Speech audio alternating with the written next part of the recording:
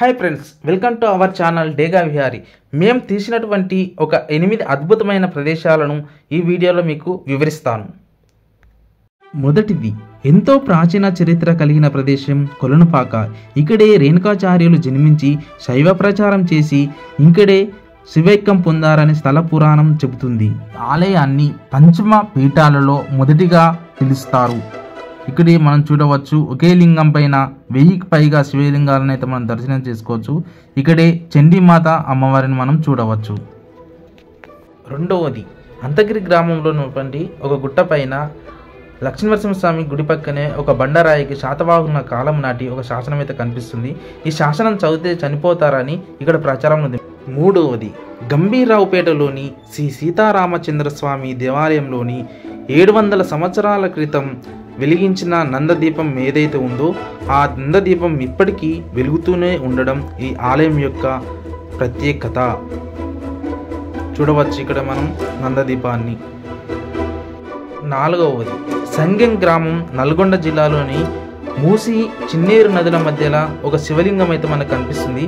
ఈ శివలింగానికి అయితే చాలా చరిత్ర ఉంది. ఈ శివలింగానికి ఎంత వరద వచ్చినా శివలింగం అయితే మునగదంట. ఈ లింగం చుట్టూ ఒక సుడిగుండం అయితే ఏర్పడుతుంది. ఒకవేళ లింగం కనుక మునిగితే ఈ ఊర్లో అన్నీ కొట్టుకుపోతాయని ఇక్కడ ప్రచారంలో ఉంది. ఐదవది, కర్నూలు జిల్లాలో ఉన్నటువంటి బనగానపల్లెలోని రవ్వలకొండ అనగానే మన గుర్తుకు వచ్చేది బ్రహ్మంగారు. ఈ ప్రదేశంలోని బ్రహ్మంగారు అయితే కాలజ్ఞానం అయితే రాశారు. ఈ ప్రదేశం నుంచి వివిధ దేవస్థానాలకైతే దారులు ఉన్నాయి. అదేవిధంగా ఇక్కడ మనం చూడవచ్చు, బ్రహ్మంగారు కాలజ్ఞానం రాసినటువంటి ప్రదేశాన్ని మనము చూడవచ్చు. ఇక్కడే రాశారు బ్రహ్మంగారు కాలజ్ఞానాన్ని. ఆరవది, వరంగల్లోని పాండవుల గుట్ట. కమలాపురం మండలంలోని ఉన్నటువంటి ఈ గుట్టకైతే ఒక ప్రత్యేకత ఉంది. పాండవులు వనవాస కాలంకి వెళ్ళినప్పుడు ఇక్కడ కొన్ని రోజులు నివసించారని వారికి గుర్తుగా మనకైతే కొన్ని చిత్రాలను అయితే వారు గీయడం జరిగింది.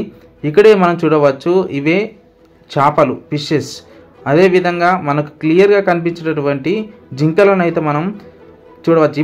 అప్పుడు గీసిన చిత్రాలు ఏవైతే ఉన్నాయో ఇప్పటికి కూడా మలిగిపోకుండా ఉండడం ఇక్కడ ప్రత్యేకత.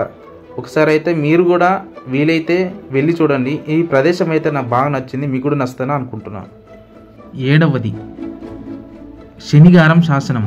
ఈ శనిగారం శాసనాన్ని పశ్చిమ చాళుక్య సామంతుడైన మొదటి బేతరాజు సేనని రేచల్ల రుద్రుడు ఈ శాసనాన్ని అయితే వేయించాడు.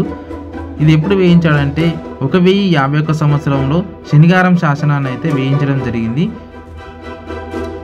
ఈ ప్రదేశాన్ని చూసినట్టయితే గుప్తనిధుల కోసం మొత్తం ఈ ఆలయాన్ని అయితే ధ్వంసం చేసినట్టు మనకు క్లియర్గా కనిపిస్తుంది. ఎనిమిదవది, కరీంనగర్ జిల్లాలోని మొలంగూరు గ్రామానికైతే ఒక ప్రత్యేకత ఉంది. ఈ మొలంగూరు గ్రామంలో ఉన్నటువంటి ఒక బావికైతే దూది బావి అని పిలవడం జరుగుతుంది. ఈ బావిలోని నీరు దూది వలె తెల్లగా కనిపిస్తాయి. అదేవిధంగా ఈ బావిలోని నీటిని ఒకప్పుడు నిజాం రాజుల దాహం తీర్చడానికి ఇక్కడి నుండి గుర్రాల ద్వారా గోల్కొండకు చేరవేసేవారంట. అందుకే దీనిని దూది బావి అని పిలవడం జరిగింది.